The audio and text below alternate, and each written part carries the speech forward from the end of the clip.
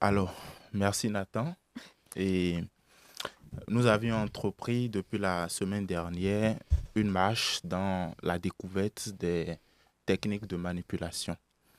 Et la dernière fois, nous en avions vu quatre. Nous verrons également quatre autres techniques de manipulation.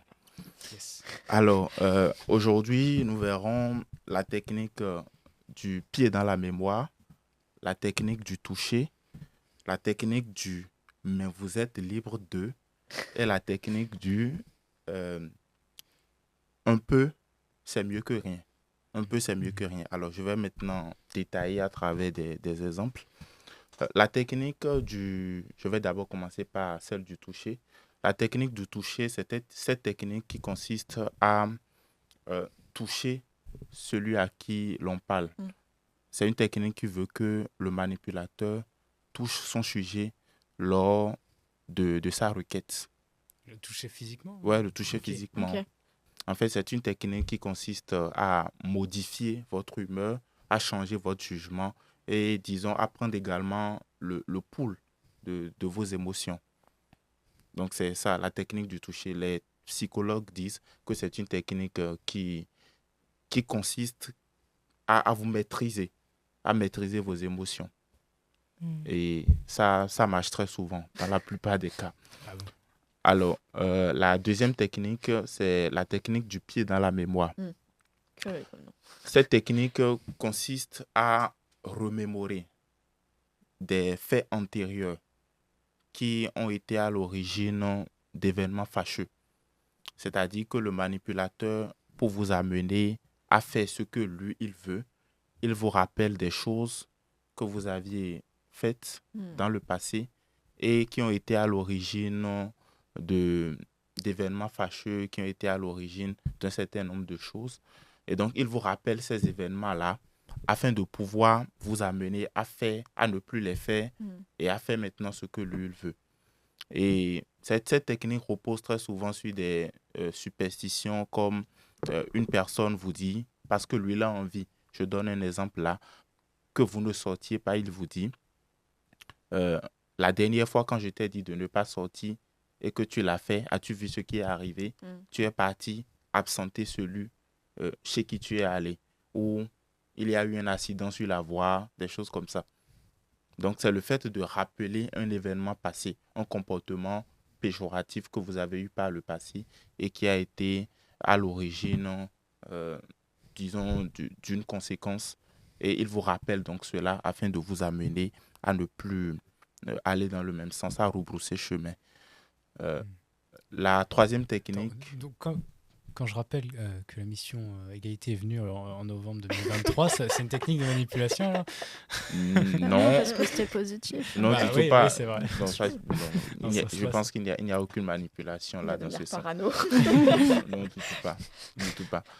Alors, la troisième technique de manipulation, c'est la technique du mais vous êtes libre de. Hmm. Mais vous êtes libre de.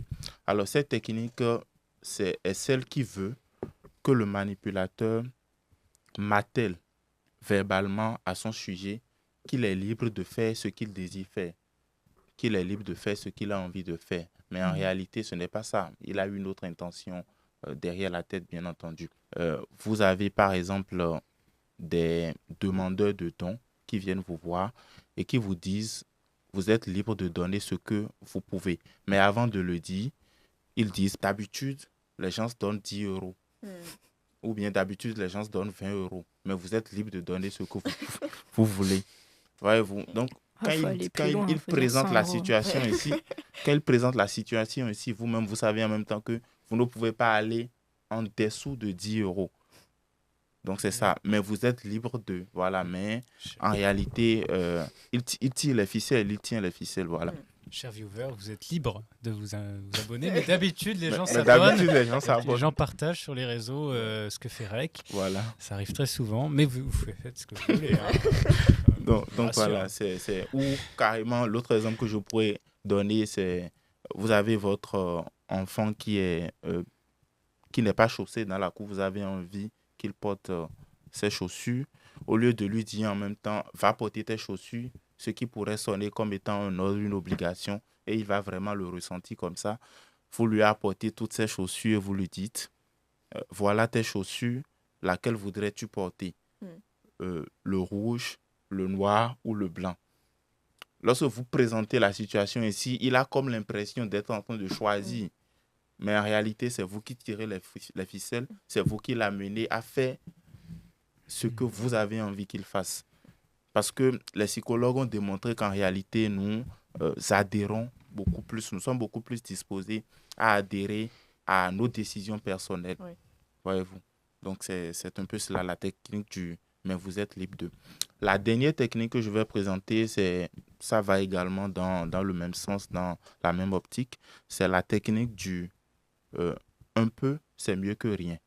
Et ça, on le rencontre très souvent. Ce sont des personnes qui vous disent, par exemple, c'est pour la lutte contre le cancer. Voudriez-vous nous faire une aide? Même 50 centimes suffira. Voyez-vous, même 50, je ne sais pas ce que 50 centimes peut faire contre le cancer, mais ils vous disent cela quand même pour que vous puissiez mettre la main à la poche, quoi. Voilà, donc, voilà les 4 techniques que je voudrais présenter aujourd'hui, qui sont quand même beaucoup plus simples que celles de la dernière fois, je pense, ne serait-ce que dans leur appellation. Alors, pour finir, il faut remarquer que toutes ces techniques de manipulation reposent sur ce que Pierre Bourdieu appelle la violence symbolique. La violence symbolique. La violence symbolique, c'est un pouvoir invisible qui définit une vision du monde comme étant naturelle.